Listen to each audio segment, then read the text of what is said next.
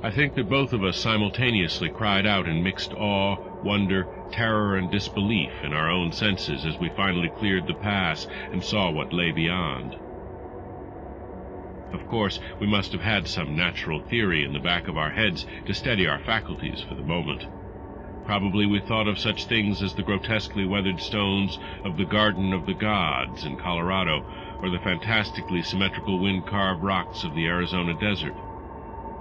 Perhaps we even half-thought the sight a mirage like that we had seen the morning before on first approaching those mountains of madness.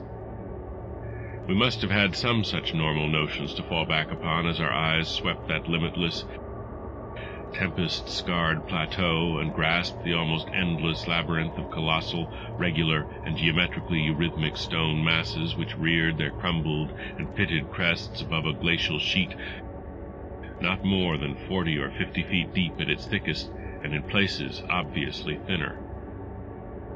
The effect of the monstrous sight was indescribable, for some fiendish violation of known natural law seemed certain at the outset. Here, on a hellishly ancient tableland fully 20,000 feet high, and in a climate deadly to habitation since a pre-human age not less than 500,000 years ago, there stretched nearly to the vision's limit a tangle of orderly stone which only the desperation of mental self-defense could possibly attribute to any but a conscious and artificial cause. We had previously dismissed, so far as serious thought was concerned, any theory that the cubes and ramparts of the mountainsides were other than natural in origin. How could they be otherwise, when man himself could scarcely have been differentiated from the great apes at the time when this region succumbed to the present unbroken reign of glacial death? Yet now the sway of reason seemed irrefutably shaken, for this cyclopean maze of squared, curved, and angled blocks had features which cut off all comfortable refuge. It was very clearly the blasphemous city of the mirage and stark, objective, and ineluctable reality. That damnable portent had a material basis after all. There had been some horizontal stratum of ice dust in the upper air, and this shocking stone survival had projected its image across the mountains according to the simple laws of reflection. Of course, the phantom had been twisted and exaggerated, and had contained things which the real source did not contain, yet now, as we saw that real source, we thought it even more hideous and menacing than its distant image. Only the incredible, unhuman massiveness of these vast stone towers and ramparts had saved the frightful thing from utter annihilation in the hundreds of thousands, perhaps millions of years it had brooded there amidst the blasts of a bleak upland. Corona mundi, roof of the world. All sorts of fantastic phrases sprang to our lips as we looked dizzily down at the unbelievable spectacle. I thought again of the eldritch primal myths that had so persistently haunted me since my first sight of this dread Antarctic world, of the demoniac plateau of Leng, of the Mi-Go, or abominable snowmen of the Himalayas, of the Nakadic manuscripts with their pre-human implications, of the Thulu cult, of the Necronomicon, and of the Hyperborean legends of formless Sathagua and the worse than formless star spawn associated with that semi-entity. For boundless miles in every direction the thing stretched off with very little thinning. Indeed, as our eyes followed it to the right and left along the base of the low, gradual foothills which separated it from the actual mountain rim, we decided that we could see no thinning at all, except for an interruption at the left of the pass through which we had come. We had merely struck at random a limited part of something of incalculable extent. The foothills were more sparsely sprinkled with grotesque stone structures linking the terrible city to the already familiar cubes and ramparts which evidently formed its mountain outposts. These latter, as well as the queer cave mouths, were as thick on the inner as on the outer sides of the mountains. The nameless stone labyrinth consisted for the most part of walls from 10 to 150 feet in ice-clear height, and of a thickness varying from 5 to 10 feet. It was composed mostly of prodigious blocks of dark primordial slate, schist, and sandstone, blocks in many cases as large as 4 by 6 by 8 feet, though in several places it seemed to be carved out of a solid, uneven bedrock of Precambrian slate. The buildings were far from equal in size, there being innumerable honeycomb arrangements of enormous extent, as well as smaller, separate structures. The general shape of these things tended to be conical, pyramidal, or terraced, though there were many perfect cylinders, perfect cubes, clusters of cubes, and other rectangular forms, and a peculiar sprinkling of angled edifices whose five-pointed ground plan roughly suggested modern fortifications. The builders had made constant and expert use of the principle of the arch, and domes had probably existed in the city's heyday. The whole tangle was monstrously weathered, and the glacial surface from which the towers projected was strewn with fallen blocks and immemorial debris. Where the glaciation was transparent, we could see the lower parts of the gigantic piles, and noticed the ice-preserved stone bridges which connected the different towers at varying distances above the ground. On the exposed walls we could detect the scarred places where other and higher bridges of the same sort had existed. Closer inspection revealed countless largish windows, some of which were closed with shutters of a petrified material, originally wood, though most gaped open in a sinister and menacing fashion. Many of the ruins, of course, were roofless and with uneven though wind-rounded upper edges, whilst others of a more sharply conical or pyramidal model, or else protected by higher surrounding structures, preserved intact outlines despite the omnipresent crumbling and pitting. With the field glass we could barely make out what seemed to be sculptural decorations in horizontal bands, decorations including those curious groups of dots whose presence on the ancient soapstones now assumed a vastly larger significance. In many places the buildings were totally ruined, and the ice sheet deeply riven from various geologic causes. In other places the stonework was worn down to the very level of the glaciation. One broad swath, extending from the plateau's interior to a cleft in the foothills about a mile to the left of the pass we had traversed, was wholly free from buildings, and probably represented, we concluded, the course of some great river which in tertiary times, millions of years ago, had poured through the city and into some prodigious subterranean abyss of the Great Barrier Range. Certainly this was above all a region of caves, gulfs, and underground secrets beyond human penetration. Looking back to our sensations and recalling our dazedness at viewing this monstrous survival from eons we had thought pre-human, I can only wonder that we preserved the semblance of equilibrium which we did. Of course, we knew that something, chronology, scientific theory, or our own consciousness, was woefully awry, yet we kept enough poise to guide the plane, observe many things quite minutely, and take a careful series of photographs which may yet serve both us and the world in good stead. In my case, ingrained scientific habit may have helped, for above all my bewilderment and sense of menace there burned a dominant curiosity to fathom more of this age-old secret, to know what sort of beings had built and lived in this incalculably gigantic place, and what relation to the general world of its time, or of other times so unique a concentration of life could have had. For this place could be no ordinary city. It must have formed the primary nucleus and center of some archaic and unbelievable chapter of Earth's history, whose outward ramifications, recalled only dimly in the most obscure and distorted myths, had vanished utterly amidst the chaos of terrene convulsions, long before any human race we know had shambled out of apedom. Here sprawled a Paleogean megalopolis, compared with which the fabled Atlantis and Lemuria, Comorium and Uzuldarum and Olathoe and the land of Lomar are recent things of today, not even of yesterday, a megalopolis ranking with such whispered pre-human blasphemies as Valusia, Rilya, Ib in the land of Nar, and the nameless city of Arabia Deserta. As we flew above that tangle of stark Titan towers, my imagination sometimes escaped all bounds and roved aimlessly in realms of fantastic associations, even weaving links betwixt this lost world and some of my own wildest dreams concerning the mad horror at the camp. The plane's fuel tank, in the interest of greater lightness, had been only partly filled, hence we now had to exert caution in our explorations. Even so, however, we covered an enormous extent of ground, or rather air, after swooping down to a level where the wind became virtually negligible. There seemed to be no limit to the mountain range, or to the length of the frightful stone city which bordered its inner foothills. 50 miles of flight in each direction showed no major change in the labyrinth of rock and masonry that clawed up corpse-like through the eternal ice.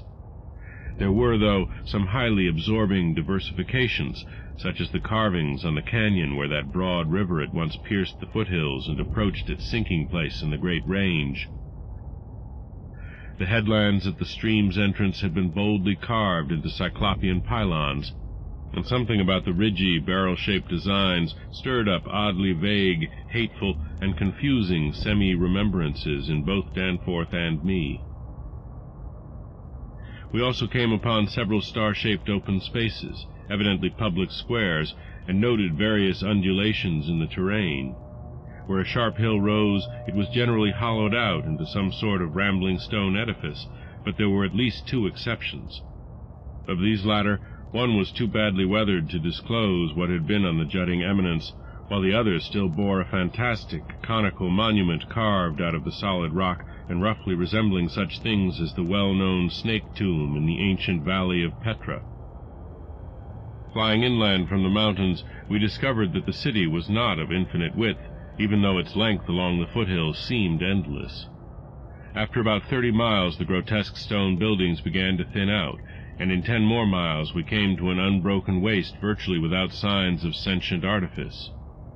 The course of the river beyond the city seemed marked by a broad, depressed line, while the land assumed a somewhat greater ruggedness, seeming to slope slightly upward as it receded in the mist-hazed west.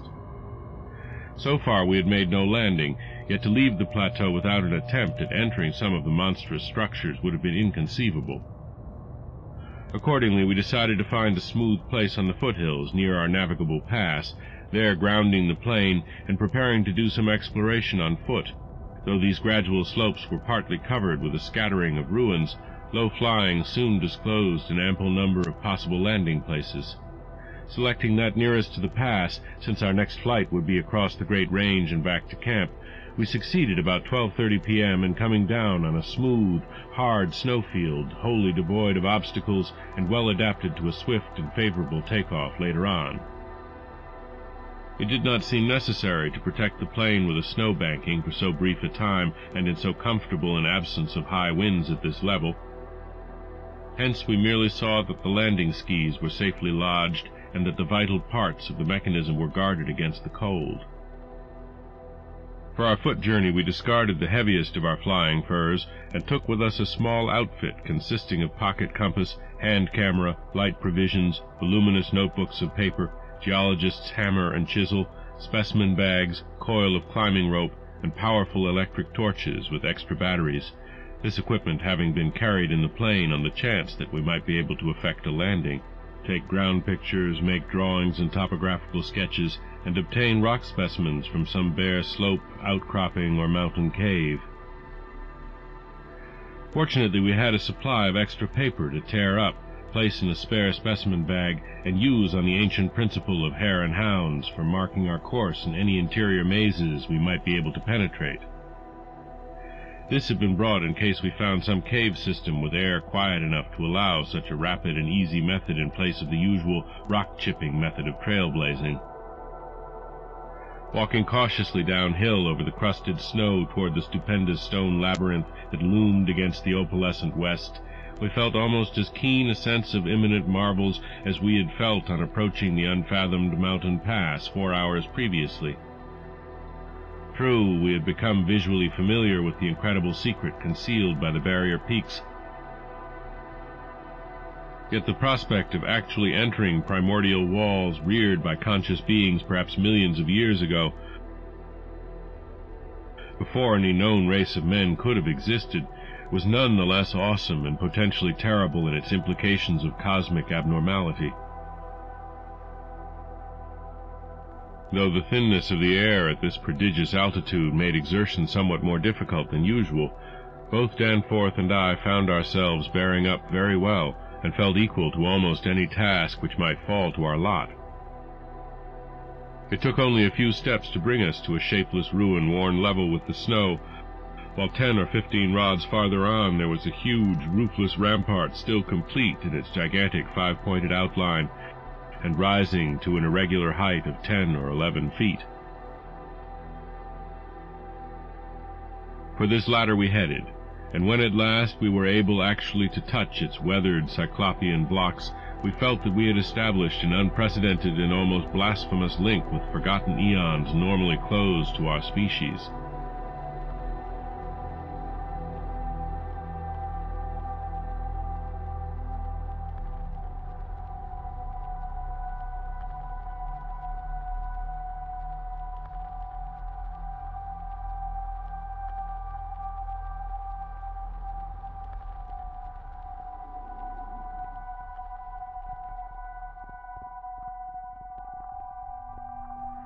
This rampart, shaped like a star and perhaps 300 feet from point to point, was built of Jurassic sandstone blocks of irregular size, averaging 6 by 8 feet in surface.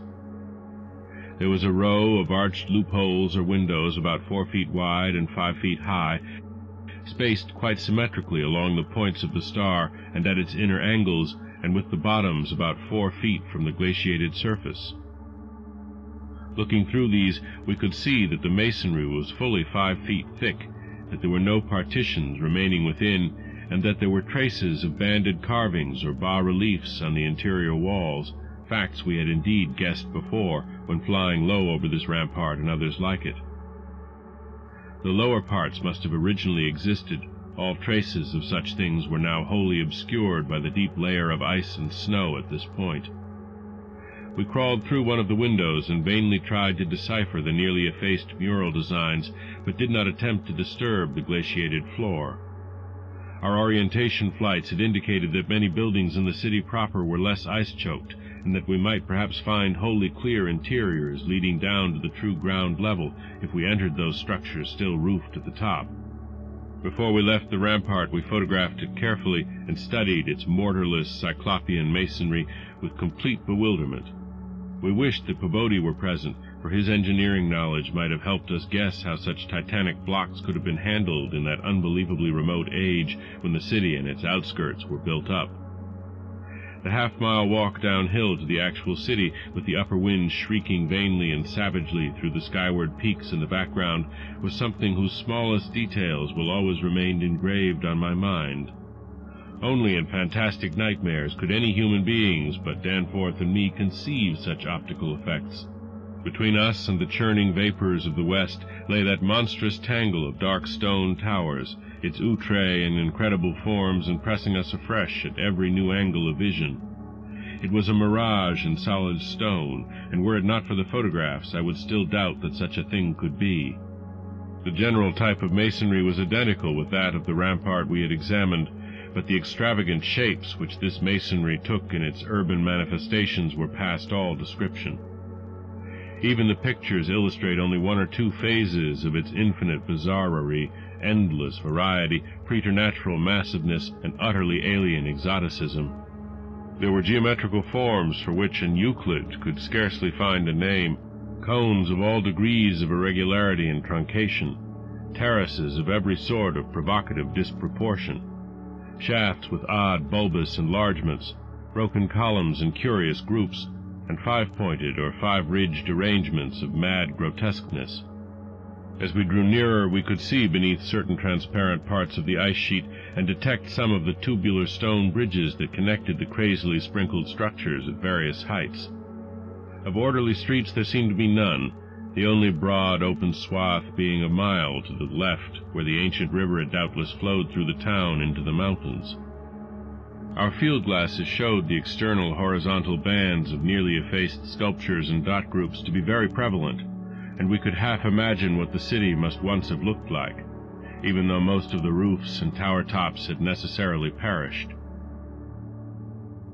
As a whole, it had been a complex tangle of twisted lanes and alleys, all of them deep canyons, and some little better than tunnels because of the overhanging masonry or overarching bridges. Now, outspread below us, it loomed like a dream fantasy against a westward mist through whose northern end the low, reddish Antarctic sun of early afternoon was struggling to shine. and when for a moment that sun encountered a denser obstruction and plunged the scene into temporary shadow, the effect was subtly menacing in a way I can never hope to depict.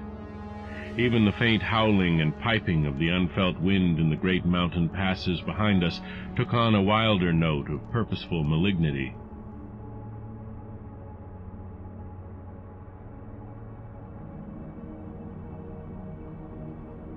The last stage of our descent to the town was unusually steep and abrupt, and a rock outcropping at the edge where the grade changed led us to think that an artificial terrace had once existed there.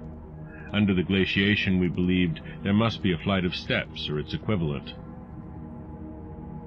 When at last we plunged into the labyrinthine town itself, clambering over fallen masonry and shrinking from the oppressive nearness and dwarfing height of omnipresent crumbling and pitted walls, our sensations again became such that I marvel at the amount of self-control we retained. Danforth was frankly jumpy, and began making some offensively irrelevant speculations about the horror at the camp, which I resented all the more because I could not help sharing certain conclusions forced upon us by many features of this morbid survival from nightmare antiquity. The speculations worked on his imagination, too, for in one place where a debris-littered alley turned a sharp corner, he insisted that he saw faint traces of ground markings which he did not like, whilst elsewhere he stopped to listen to a subtle imaginary sound from some undefined point. A muffled musical piping, he said, not unlike that of the wind in the mountain caves, yet somehow disturbingly different. The ceaseless five-pointedness of the surrounding architecture and of the few distinguishable mural arabesques had a dimly sinister suggestiveness we could not escape, and gave us a touch of terrible subconscious certainty concerning the primal entities which had reared and dwelt in this unhallowed place. Nevertheless, our scientific and adventurous souls were not wholly dead, and we mechanically carried out our program of chipping specimens from all the different rock types represented in the masonry. We wished a rather full set in order to draw better conclusions regarding the age of the place. Nothing in the great outer walls seemed to date from later than the Jurassic and Comanchean periods, nor was any piece of stone in the entire place of a greater recency than the Pliocene age. In stark certainty, we were wandering amidst a death which had reigned at least 500,000 years, and in all probability even longer. As we proceeded through this maze of stone-shadowed twilight, we stopped at all available apertures to study interiors and investigate entrance possibilities. Some were above our reach, whilst others led only into ice-choked ruins as unroofed and barren as the rampart on the hill. One, though spacious and inviting, opened on a seemingly bottomless abyss without visible means of descent. Now and then we had a chance to study the petrified wood of a surviving shutter, and were impressed by the fabulous antiquity implied in the still discernible grain. These things had come from Mesozoic gymnosperms and conifers, especially Cretaceous cycads, and from fan palms and early angiosperms of plainly tertiary date. Nothing definitely later than the Pliocene could be discovered. In the placing of these shutters, whose edges showed the former presence of queer and long-vanished hinges, usage seemed to be varied, some being on the outer and some on the inner side of the deep embrasures. They seemed to have become wedged in place, thus surviving the rusting of their former and probably metallic fixtures and fastenings. After a time we came across a row of windows, in the bulges of a colossal five-ridged cone of undamaged apex, which led into a vast, well-preserved room with stone flooring. But these were too high in the room to permit of descent without a rope. We had a rope with us, but did not wish to bother with this 20-foot drop unless obliged to, especially in this thin plateau air where great demands were made upon the heart action. This enormous room was probably a hall or concourse of some sort, and our electric torches showed bold, distinct, and potentially startling sculptures arranged round the walls in broad horizontal bands, separated by equally broad strips of conventional arabesques. We took careful note of this spot, planning to enter here unless a more easily gained interior were encountered. Finally, though, we did encounter exactly the opening we wished, an archway about 6 feet wide and 10 feet high, marking the former end of an aerial bridge which had spanned an alley about 5 feet above the present level of glaciation. These archways, of course, were flush with upper-story floors, and in this case one of the floors still existed. The building thus accessible was a series of rectangular terraces on our left facing westward. That across the alley where the other archway yawned was a decrepit cylinder with no windows and with a curious bulge about 10 feet above the aperture. It was totally dark inside, and the archway seemed to open on a well of illimitable emptiness. Heaped debris made the entrance to the vast left-hand building doubly easy, yet for a moment we hesitated before taking advantage of the long-wished chance. For though we had penetrated into this tangle of archaic mystery, it required fresh resolution to carry us actually inside a complete and surviving building of a fabulous elder world, whose nature was becoming more and more hideously plain to us. In the end, however, we made the plunge, and scrambled up over the rubble into the gaping embrasure. The floor beyond was of great slate slabs, and seemed to form the outlet of a long, high corridor with sculptured walls. Observing the many inner archways which led off from it, and realizing the probable complexity of the nest of apartments within, we decided that we must begin our system of hare-and-hound trail-blazing. Hitherto our compasses, together with frequent glimpses of the vast mountain range between the towers in our rear, had been enough to prevent our losing our way, but from now on the artificial substitute would be necessary. Accordingly, we reduced our extra paper to shreds of suitable size, placed these in a bag to be carried by Danforth, and prepared to use them as economically as safety would allow. This method would probably gain us immunity from straying, since there did not appear to be any strong air currents inside the primordial masonry. If such should develop, or if our paper supply should give out, we could, of course, fall back on the more secure, though more tedious and retarding method of rock chipping.